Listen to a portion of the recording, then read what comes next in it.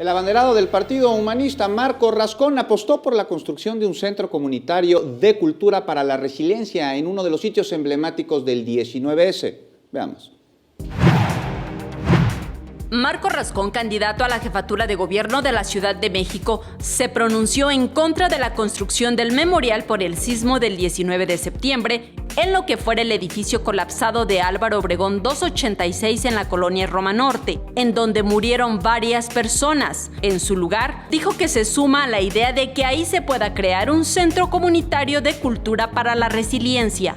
Esta idea no tiene sustento, la convocatoria me parece absurda en el sentido de que no estando claro cuál es el proceso mismo de la reconstrucción de los damnificados del 2017, pues constituye más que un homenaje, una afrenta a los propios damnificados.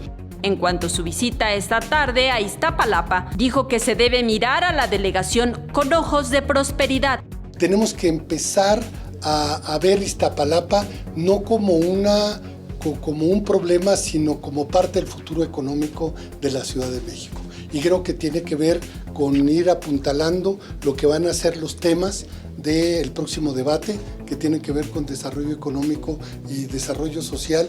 Estas declaraciones las hizo en su visita al Instituto Electoral Capitalino para grabar un mensaje dirigido a los connacionales que viven en el extranjero y que podrán votar este 1 de julio por presidente y aquellos que tengan credencial para votar con residencia en la Ciudad de México por el jefe de gobierno. En las imágenes, Jorge Barajas, Saray Mariscal, 21 Noticias.